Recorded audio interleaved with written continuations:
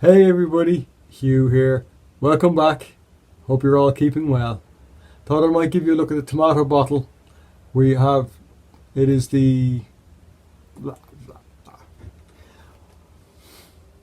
I thought I'd give you a look at the tomato bottle, give you an update, seeing as the fruits are now actually going red on them. So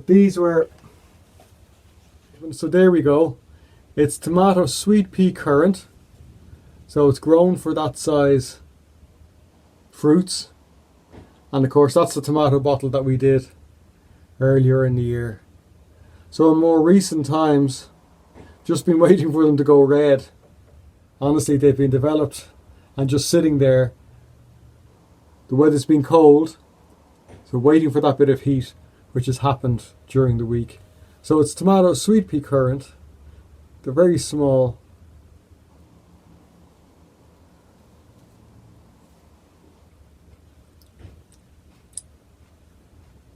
And very, very tasty. It has to be said. They're like little bombs of tomato taste. So delighted with them. Watering wise and care wise, I have had to be watering. I'd say most days, if not every second day, to make sure that the plant itself doesn't dry out. Doesn't dry out. Because the root area is quite small. So that's been important, just to keep the watering going.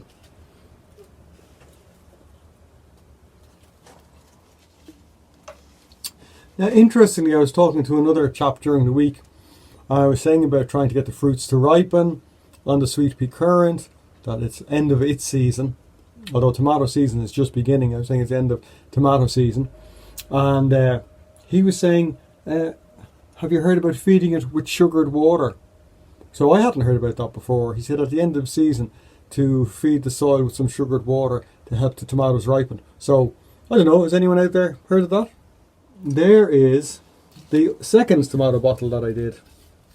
Do you remember this was the plastic one? And again, it's been hanging away here. I'm nearly sure the variety is Gardener's Delight. And there's the tomatoes on it. And you can see it's just beginning to ripen too. So another couple of days, touch wood, and things will be right there. Again, because it's a larger variety, it's been a bit more demanding of water, particularly in such a small root area. It's a 2 litre bottle, so 2 litres of soil to give 2, 4, 6, 8, 10, probably about a dozen fruits. And again, it's 2 trusses. But happy with that as an outcome, and we'll see how they taste. Of course, what you will notice for those of you that grow tomatoes in containers, or especially smaller containers, is that the skin of the tomatoes is typically that bit thicker than if you were growing the tomatoes in open soil. It's just a fact around the restriction of the plant and what it actually means and what it does for the plants. But it doesn't lessen the taste of the tomato itself, for sure. That sweet pea currant that I was showing you in the little bottle, this is its sister, which is, you can see, is 6 foot in height, and has many more trusses of tomato on it. So what I'm going to do is I'm going to take you down from here, and I'll give you a look around at some of the other tomato plants, and we'll do a quick talk through of what's going on. So we'll start with John Bear. You can see lovely big fruits on them. Again, waiting for them to ripen. It's 3 trusses, which is more than enough for these sort of larger fruits. It's more than enough. And watering and feeding, and again, more top dressing has gone in around the container only last week, just giving it those nutrients that the tomatoes crave at this time of year. But a nice crop, and they're coming along well. That's John Bear. Beside it,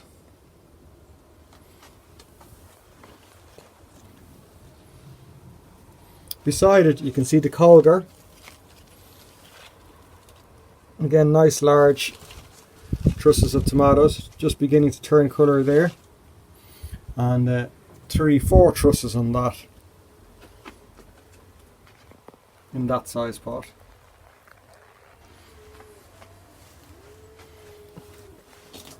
There is one of my unknown varieties, in that I didn't keep it labelled. I think it's Sunstream, and some nice fruits there.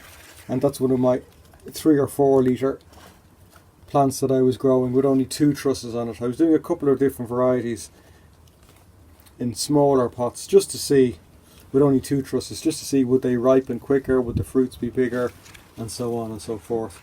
So we'll see what happens there. This is Rose the Burn.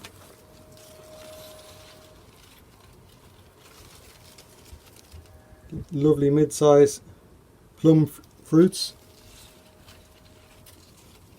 and there's 3 trusses on this. It's in a nice good sized pot and coming along very nicely. And here's more of the colgar, looking very nice indeed. In front of us, and this one is Gardener's Delight. I think there's about 5 trusses on this. I haven't been as disciplined with the Gardener's Delight in removing the side shoots as I should have been, but that's okay. Plants in 3 litre pots, you can see it there, more or less trained as a hanging tomato from the shelf, and that's producing some nice ripening fruits there. This one, I definitely have it labelled wrong. I have it labelled as Sunstream. And that's definitely not Sunstream. That's more like John Bear. Sunstream, of course, you can tell a mile away because they go yellow. And some of the smaller pots, again, you can see it there. Some lovely big trusses of fruit. They haven't ripened quicker. When I was trying these, 1 truss plants in smaller pots, I thought that the fruits would come in and ripen quicker. So I'm not sure if it's the varieties that I'm using, soil I'm using, that the weather has turned cooler, and of course the glasshouse itself really only comes into its own in the afternoon summer sun. So various factors there. That monster is the sweet pea currant that I was talking about. You can see there's tomatoes ripening on it, and there's lots more trusses. So that is one of the ones I'm watering and feeding away, and I think it's one of the ones that's just going to keep on producing fruits quite easily.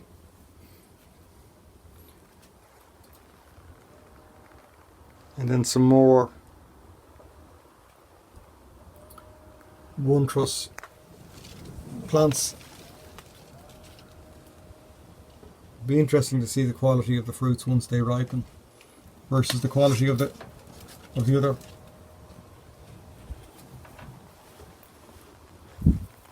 It's just as much work in the 1 truss or with the 1 truss fruits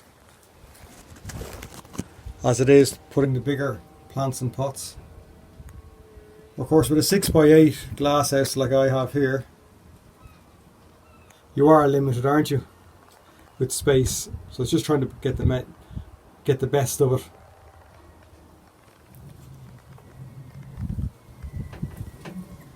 And of course, we can't make sunshine, so you just have to be patient. But that's a good result. That's a positive result. Happy with that.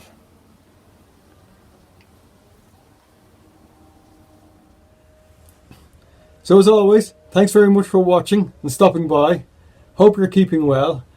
I know I've been away from YouTube for the past number of weeks, so I've got a lot to catch up on, a lot of your videos to catch up on, so I'm going to be getting cracking on that, and looking forward to seeing your tomato bottles updates, as well as everything else that's going on there. Anyway, take care for now, and catch you in the next one. God bless. Bye bye.